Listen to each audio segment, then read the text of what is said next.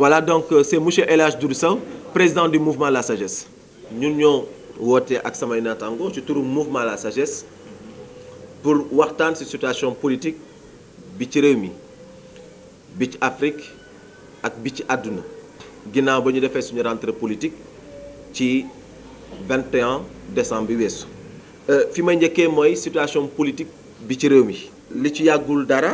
dégg nañ président de la République mu wax ci wàllum lu ñu tuddee rationalisation des dépenses jëm ci wàllum administration jëm ci wàllum électricité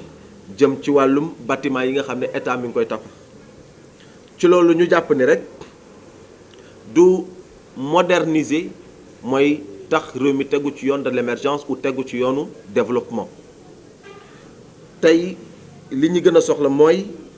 tëggaat suñu administration ngir mu war a mën a nekk administration yi nga xam ne dañuy am force ba tax beneen régime bu fi mën a teguwaat doo jël rek suñu administration comme jàppee ko comme benn fortune wala jàppee ko benn kët bi nga xam ne brouillon lay nekk ci yow di ko tëggaat di ko changer mais loolu it pour mën a ne il faut en tout cas ñu tontu ci question yi ma jàpp ne dafa nekk question yoo xam ne yu am solo la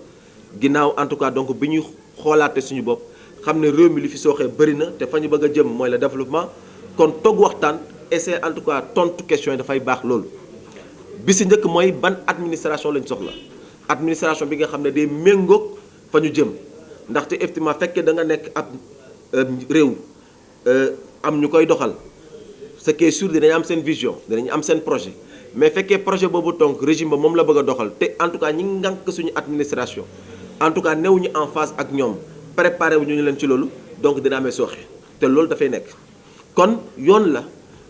ngir en tout cas administration bi nga xam ne tey ñoo war a porter développement réew mi te mu laaj en tout cas taxawaay mu laaj en tout cas gëm-gëm mu laaj en tout cas lu bëri ci wàllum taxawaay bi il va falloir en tout cas donc waxtaan am ci fànn boobu ñu xam en tout cas donc fa ñu jëm mooy maanaam projet bi nga xam ne moom la ñu bëgg a lal pour réew mi gis ci boppam kon war nañoo mën a xoolaat ban administration la ñu war a tëgg ba administration nekk kat en phase mais fexe aussi en tout cas du rek question d'institution mais fexe ba ñiy ngànk suñu institution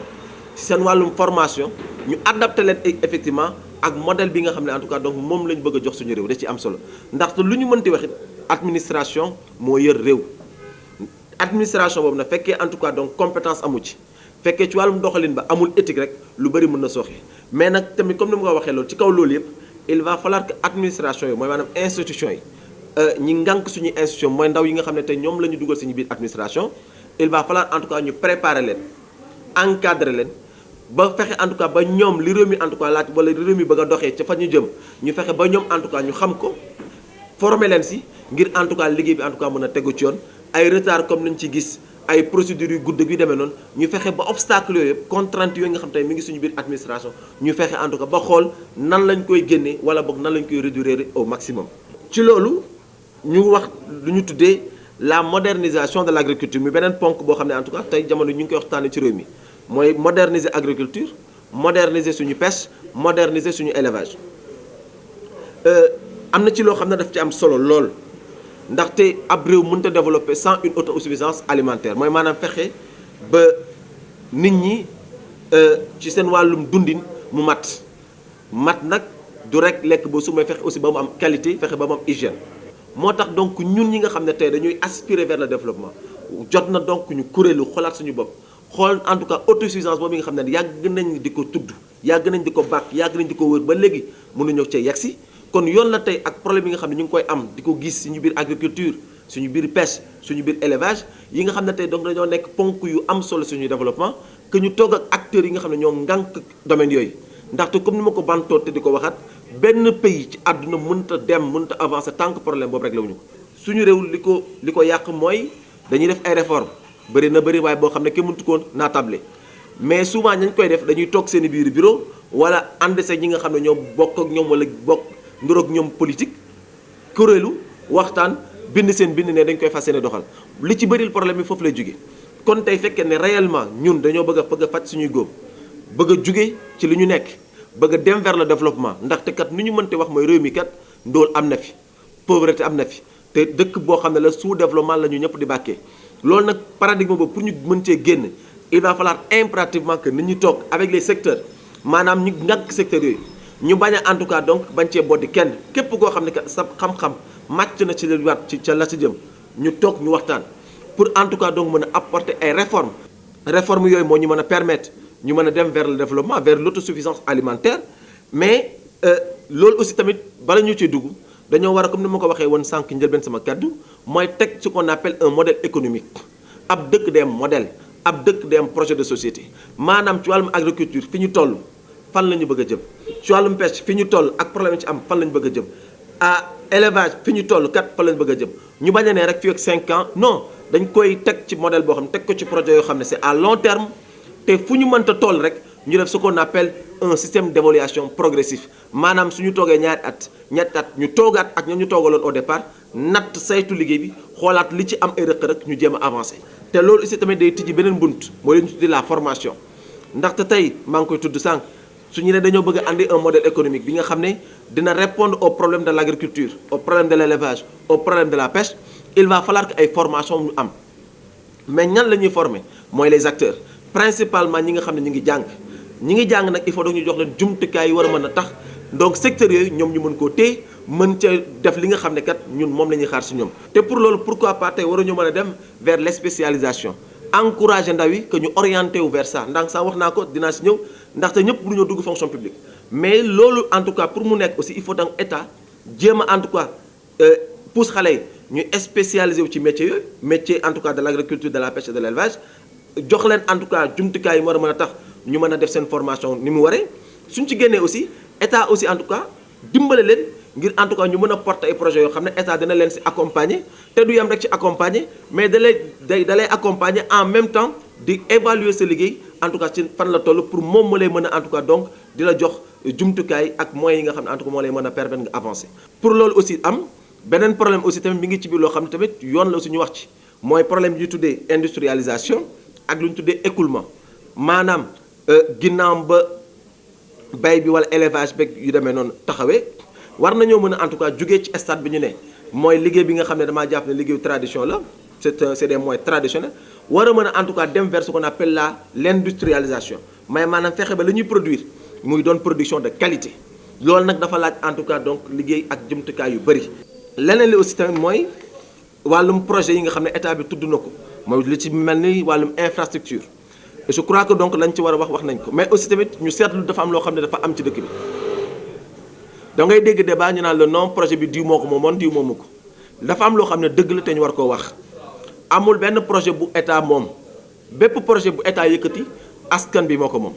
donc ci fànn ba moo tax ma naan que mu nekk projet bi nga xam ne régime bi wees moo ko taxawal wala régime bi jógee mooy régime Abdoulaye Wade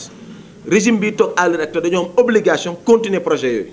ndaxte projet réew mi moo ko moom askan bee ko moom tey soo mel ne lu ji soo jëlee Thiès ak exemple yeneen région bëri na ci ay projets yoo xam ne tey état tey dafa ne tey du ci teg tànkam wala kat rentable wala kat amul njëriñ askan bi ñu tëj ko wala bàyyi ko noonu abandonné ko loolu je pense que donc tey dañoo war a dépasser stade boobu moo tax donc loolu ñu ciy ñaaxaat actuel régime bi ngir porter projet yi nga xam ne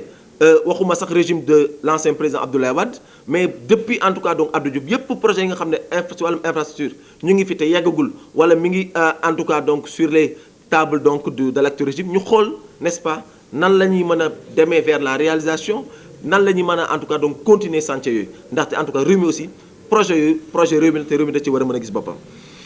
ñuy saluer bu baax a baax tamit lancement projet bi nga xam ne nguur gi bees wax na ko mooy construction de l'axe ferroviaire plutôt routière Mbour Fatick Kaolack ñu jàpp ne en tout cas donc dina am ay fan yu néew et ñu leen ci encourager di leen ci ñaax aussi ñu góorgóorlu ci bu baax a baax leneen li aussi mooy l'acte 3 de la décentralisation bi nga xam ne nguur gu bees gi ba mu ñëwee da koo teg mooy réformer en tout cas suñuy collectivité territoriale ba andi donc acte 3 de la décentralisation mais ñu jàpp ni acte boobu kat ginnaaw xëy na principe bi lu baax la waaye bëri na ay problèmes yu ci nekk bëri na ay problème yi mën ngaa tudd ay blocage financier mën ngaa tudd double fonction yi nga xam ne en tout cas élus yi dañ koy am mën nga tudd aussi disparité économique yi am entre les dix collectivités yu demee noonu loolu nag pour ñu mën koo régler gis naa ay waxtaan yi nga xam ne nguur bi ak acteurs yi nekk donc au niveau local ñu ngi koy def mais nag loolu day wane ne rek acte 3 bi ba léegi matul ba léegi des na ngir nag en tout cas acte boobu mën a nekk acte boo xam ne que day jëriñ réew mi jëriñ les collectivités locales. il va falloir que donc système bi donc ñu parfaire ko pour ñu parfaire ko nag ginnaaw ba ñu constaté ay rëq-rëq am na ci mise en exécution bi ba sax ci mise en forme bi kon yoon la ñu toogaat lëlu toog waxtaan xool ci par rapport ak at yi nga xam ne en tout cas donc ñu ngi ciy liggéey te gis ay problème yu ci nekk ñu xool nag yan problème moo ci am identifier ko jéem ci apporter en tout cas ay solutions. leneen li aussi mooy ce qu'on appelle programme bi état lancé récemment mooy programme Sénégal zéro déchet ñuy saluer loolu lu baax la ndaxte xalaat bu gunge programme boobu mooy fexe ba insalubrité bi mooy maanaam ñàkk set gi nga xam ne ràññee nañ ko suñu biir réew ñuy fexe ba dindi ko waaye peut-être li ñuy ñaawlu rek mooy heure bi ñu ko lancé parce que régime bi ñu ngi dugg seen deuxième phase ñu ngi seen deuxième mandat te ma jàpp ni programme Sénégal émergent bi fa la waroon tàmbalee mooy capital humain bi mooy fexe ba conscientiser la population sur la propreté et la salubrité ndaxte réew yi màgg yëpp ba ci biir Afrique réew yi nga xam ne tey ñu ngi tegu ci chemin de l'émergence wala ci chemin de développement foofu la ñu njëkkee mooy fexe ba setaat gox yi ñu fexe ba liggéey ci fexe ba mentalité yi changé loolu état fa la war a njëkkee. leneen li mooy également li ci mel ni wàllum électricité may masawu coono bu baax a baax si waa réew mi parce que ñu ngi ci souffrir bu baax a baax ndaxte yokk bi damaa jàpp ne du yanul maanaam waroon nañoo doxalee ne waroon nañoo am beneen taxawaay beneen doxalin bu bokkul ak di yokk en tout cas donc njëgu courant bi nag problème bi ñaar la mooy maanaam tàmbalewu rek ci distribution ba ci production ba la maanaam ñun suñu système électrique au Sénégal dafa am ñaari problème bi ci njëkk mooy le problème de la production et le problème de distribution loolu nag lu ñu war a xoolaat la lu ñu war a toog waxtaanee ko et pourquoi pas sax d'ailleurs ñu jéem a orienté wu vers en tout cas vers d'autres ressources ci loolu ñi ngi ci gën a war a masawu coono mooy ñi nga xam ne tey ñoo ngànk économie Sénégal mooy le secteur informel ndaxte tey bëri na tey en tout cas ci ñi ciy liggéey ñi ci yëngatu daanaka seen liggéey yëpp mi ngi tëddu ci électricité courant ko yor kon tey yokkute bi ñoom en tout cas ñu ngi ci gaañu bu baax di ci yëg seen bopp c'est vrai que dégg nañ nguur gi ne en tout cas ñoom ciblé wuñu leen laalu leen waaye à la base xëy na dañoo amul information waaye jàpp nañ ñu ngi koy yëg ñoom bu baax a baax et je pense que donc nguur nag wala kat ab dëkk li ci war a jiitu ci doxalin mooy yërmande nga xam ne kat sa askan bu ndóol la xëy na loxoy jëmul ginnaaw te ñu ngànk sa économie secteur boobu la nga xool en tout cas donc ba noo leen di accompagner noo leen di doolelee mais pas qu'en tout cas li nekk seen gafa nga xool en tout cas donc nan nga koy récupérer waat donc loolu ñu koy ñaaw lu baax a baax te di masawu coono en tout cas askanu Sénégal di ñaakaat nguur gi bu baax a baax mu xoolaat taxawaayam ci loolu. leneen li mooy en tout cas toujours ci wàllum boobu mooy wàllum pétrole ak gaz fexe ba transparence am ci transparence mooy lan que askan bi kat gis boppam ci ressources yooyu ndaxte président de la république ci discours am à la nation mi ngi koy naan gaz bi dañ ko commencé di exploiter wala produire plutôt entre en tout cas 2022 ak 2023 dinañ commencé di produire gaz mais fii ak boobu ban taxawaay la ñu war a mën a am taxawaay googu nag mooy teg système boo xam ne kat lépp dina leer ñëpp dina gis seen bopp fexe aussi tamit ba alal boobu di jógee ci loolu delluwaat ci askan bi fexe ba zone yi nga xam ne tey yàlla baaxee na leen produit yooyu fa la génnee ressources yooyu fa la génnee que en tout cas zone yooyu kat ñoom ñu gis seen bopp ci loolu fexe ba ñoom ñu gis seen bopp ndaxte bëri nañ dégg nañ coow bu bëri gi ci am te en tout cas nekkul lu ñu rafetlu lu ñuy naqarlu la ndaxte zone yi nga xam ne donc ressources yooyu noonu yàlla baaxee na leen mu nekk fa ba ñu gis ko ñoom war nañoo gis seen bopp ci loolu fexe ba ndaw ya di ca liggéey en tout cas fexe ba ñoom en tout cas seen problème yu ci bëri ñu ko doon dund ginnaaw ba ñu ko commencé di exploiter ba di commencé di jaay alal ba fay génne ñoom ñu gis seen bopp fexe en tout cas leneen li aussi mooy sécuriser zone yi nga xam ne en tout cas yàlla baaxee nañu ressources yooyu ñu sécuriser leen fexe en tout cas ba accès ba kat ñu lu ñuy mu nekk lu ñuy xoolaat fexe en tout cas aussi ba lu ñu tuddee environnement yi nga xam ne en tout cas moo war a ngànk en tout cas donc système yooyu ñu fexe en tout cas ba environnement yooyu en tout cas mu doon loo xam ne en tout cas lu ñuy leeralal la ba alal bi aussi tamit ñuy utiliser lu ñu tuddee traçabilité mu am ci maanaam bépp dërëm bi nguur gi di yëkkati di ko def fenn ñu fexe en tout cas donc ba ñu xam fan lay dugg mais fexe également ba alal boobu aussi ñuy am ñu identifier yenn secteurs yi nga xam ne en tout cas jàpp nañ ñoo nekk secteur yi ngànk économie Sénégal ñu di ko fa def maanaam ñuy prioriser suñuy investissement mais fexe en tout cas ba di investir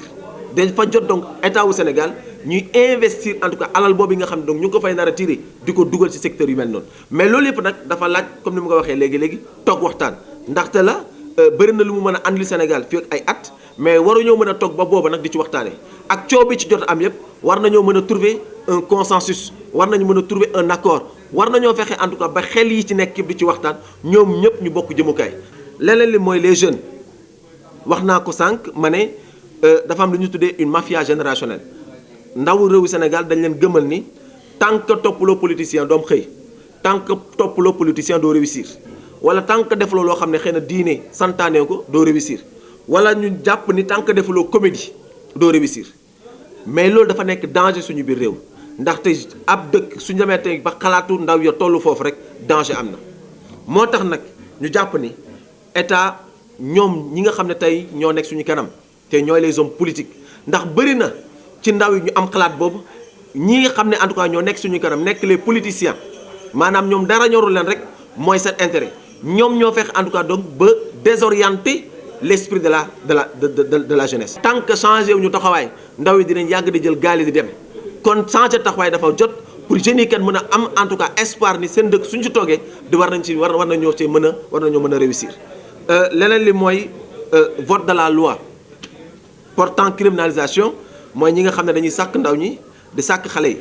ñuy rafetlu lu baax a baax vote bi nga xam ne tey def nañ ko ci maanaam képp ku sàkkatu xale yi jigéen ñi wala ndaw yi kat nguur wala yoon dina dal sa kaw sa giiru dund mais aussi ci heure boobu ñuy voté loi bi bu ñu fàttali suñuy doom ñu ngi ci mbedd bi di taxawàllu ci seddaay bi ñu ngi ci mbedd bi di yeewu fajar en tout cas di taxawal ci mbedd bi loolu aussi tamit lu grave la et je pense que donc dafa jot développement pour ñu mën koo wax wala pour ñu mën cee jëm il va falloir que donc góom yi nga xam ne mi ngi ci biir réew mi te bi ci njëkk mooy gone yi nga xam ne tey ñoom la ñu yàlla séddee te ñu nekk suñu doom ñu fexe en tout cas ba dindi leen ci tali bi delloo leen seen kër yi ku ci jàng kat nga nekk fa nga jàngee am en tout cas situation ba lay mën a permettre nga jàng ci xel mu dal boo war a mën a réussir jëriñ sab dëkk loolu nag du rek ay waxaat mais dafa war a mën a nekk jëf joo xam ne dañ koy topp ñu koy contrôler di veiller à ce que donc tali bi réew mi benn xale bañatee génn ci di taxawàllu mais xale ñu protéger leen sàng leen sutura ba en tout cas donc réew mi kat war a mën a jëriñu ci ñoom leneen li mooy renforcement de la paix bi état bi tudd mais damay jàpp ne rek dialogue politique lu baax la renforcer paix lu baax la may fàttali ne dialogue politique yàgg am ci Sénégal la te dialogue boobu de moo fi njëkk sax suñu état kon mbiru dialogue lu baax la waaye dañoo tollul ci dialogue ndax nit ñaa ngi waxtaan fi ñu toll mooy xool li nga xam ne moom la ñu tuddee désordre mooy xasanti gi am suñu biir réew sàcc gi fi am parti politique yi di taw ba kenn mënatul xam ñaat la ñu toll leneen li mooy également ku ci ne ci politiciens yi li la intéressé rek mooy sa intérêt personnel loolu la ñor loolu la ñu war a xeex mais dialogue politique lu yàgg di am suñu réew la lu fi am la déjà mais am na lu gën a garaaw dialogue politique boobu am na lu góom yu fi gën a puissant que dialogue boobu war na ñoo mën a fexe ba góom yi nga xam ne tey ñoo nekk suñu kanam xaj ñu avancé mooy parti politique di taw mooy en tout cas politiciens yi nekk fi ngir rek seen intérêt personnel mooy ñi nga xam ne en tout cas tey dañ fay nekk li leen intéressé rek mooy réew mi jéewaloo di fi am maanaam kàddu yi bañ a ànd ñu fexe ba ñooñu ñu génne leen ci réew mi génne ci réew mi mooy maanaam fexe ba xeex leen kat ba ñoom dootuñu représenté dara ci réew mi fexe en tout cas donc ba réew mi benn débat moo fi am mais nan la ñuy fexe en tout cas ba réew mi jëm ci kanam loolu mooy débat bi tey te loolu ñu ci invité état du Sénégal di leen wax ne donc dialogue bi lu baax la mais dialogue bi lu fi yàgg am la mais il y a d'autres problèmes yu gën a urgent que dialogue boobu li fi ne mooy politiciens yi xam ne du dund ci askan bi di créer ay parti politique n'importe comment te suñ ci jugul dinañ dem ba ëpp en tout cas donc réew mi fexe ba ñi nekk suñu kanam di xeex ngir lan seen intérêt parce que réew mi am na ñoo xam dañ fay nekk dara intéressé wu leen sulul en tout cas réew mi jàmm bañ fay am mais fexe ba ñi nekk suñu kanam jiite war a doxal fexe en tout cas ba féewaloo toujours am seen diggante ñooñu lañ war a combattre leen nag dafa jot ngir réew mi en tout cas mën a tegu ci yoonu développement leneen li mooy renforcement toujours de paix boobu day andi beneen débat tey mooy débat bi nga xam ne am na entre Irak ak les États-Unis je pense que tey xeex entre ñaari puissance yooyu amul tey benn état ci àdduna bi bu ciy gis boppam maanaam du kenn du naan kat man du ma ci dugg wala du ma laal wala du ma fekk si ndaxte tey xeex su amee seen diggante dina laal àdduna kon je pense que xeex ko ba jàmm am seen diggante en tout cas loolu aussi dañ ciy invité ñëpp jàmm moo gën lépp. et je pense que ñun ñi nga xam ne dañuy tuddee des pays à régime économiquement faible maanaam suñu koom-koom demul noonu loolu en tout cas waruñu koo ñaan kenn waru koo ñaan sa sakkantuma ak ñun kon ñun lu ñu war a ñaan rek mooy jàmm am ci àdduna si ndaxte ñun lu ñuy xaar bëri na dañoo nekk doobu réew moo xam ne koom-koom bi demewul noonu ndaw yi amuñu xëy soxna yaa ngi dem di dikk vraiment donc kër yi ñoom ñoo ko yor di dund lu metti réew mi li fi nekk bëri na santé baa ngi fi éducation baa ngi fi électricité baa ngi fi leneen ak leneen la donc ñun lu ñu soxla mooy jàmm mais fexe aussi ba jàmm jooju nga xam ne yàlla baaxee nañu ñu fexe en tout cas ba ñi fi nekk ci suuf yor rek seen pousse di jàmm pour rek jàmm jooju jëm a yàqu ñu fexe ba écarter leen identifier leen dënne leen ci fexe en tout cas donc ba toog waxtaan xool développement bi ñu bëgg nan lañ ci mën a jëmee fexe en tout cas donc ba di julli di ñaan jàmm am fépp ci àdduna si en tout cas loolu daal laa bëggoon tëjee di wax ne rek par rapport ak écho boobu nga xam ne ñu ngi waaj a am le état du Sénégal nee na fii ak le 21 le mois de juillet 2020 dinañ commencé en tout cas yor xaalis bu bees bu ñu tuddee ECO mooy jógee ci franc CFA ñëw ci ECO ñu koy rafetlu bu baax rafetlu ko mooy maanaam encouragé ñi nga xam ne en tout cas dañ ko yàgg di xeex mooy les jeunes mooy association yi nga xam ne en tout cas c'est des associations panafricanistes xeex ba changement de nom boobu am waaye may leeral ni rek que changement certes am na ci niveau boobu waaye indépendance bi ñu bëgg amagul ba léegi. maanaam fexe ba Afrique moomaat boppam jaarale ko en tout cas ci monnaie boo xam ne moo ko moomal boppam amagul ngir loolu mën a am nag il va falloir que donc la France ñu génnee ko ci ñaari niveau ca defar ba ak di garantir suñu monnaie ndaxte jot na kat fekkee dañoo bëgg développement am que en tout cas suñu moomeel nekk lu fës suñu moomeel nekk en tout cas donc lu mat tant que donc moomuñu suñu bopp ci lépp ba xaalis bi nga xam ne ñoo ko moom di ko defaral suñu bopp. Que ñun ñu koy contrôler suñu bopp tant que tollu ñu ci dimension boobu rek jàpp naa ne développement du am moo tax nag ñuy ñaanaat nos chefs d'État ñaanaat en tout cas donc ndaw yooyu que combat bi continuer ngir état wala kat continent Afrique moom boppam et je pense que moom suñu bopp day jaar en tout cas donc am monnaie boo xam ne ñun ñoo ko moom suñu bopp suñ ko deful rek xëy na en tout cas li ñu tuddee naan kat monnaie unique dina yéex a donc pour ñu toll ci maa ngi sant ñëpp di gërëm ñëpp je vous remercie.